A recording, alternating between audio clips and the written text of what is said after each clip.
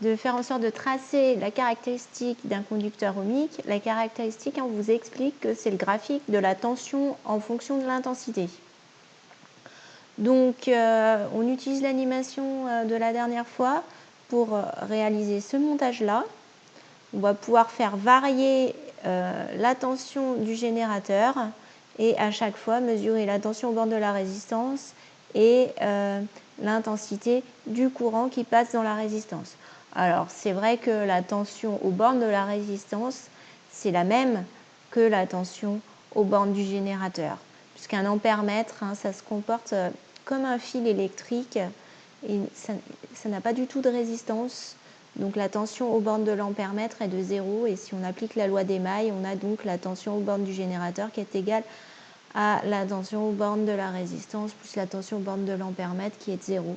Donc les deux tensions ici et ici sont égales.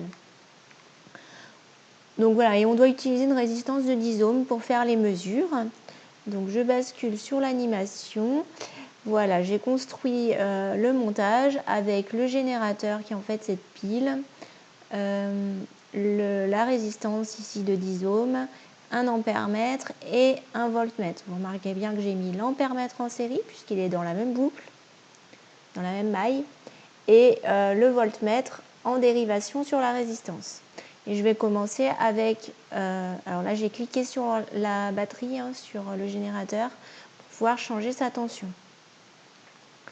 Donc pour l'instant j'ai commencé, j'ai mis une tension de 0 volts et quand on met 0 volts, on voit bien donc que la tension aux bornes de la résistance c'est la même, c'est-à-dire 0 volts, et que l'intensité du courant est de 0 ampère.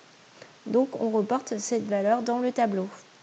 On peut ensuite passer à 1 volt par exemple. Donc quand je passe à 1 volt, je vois que j'ai 0,1 ampère. Ensuite, je vais passer à 2 volts. J'ai 0,2 ampères. 3 volts. 0,3 ampères, etc. Et je vais reporter toutes ces valeurs dans le tableau.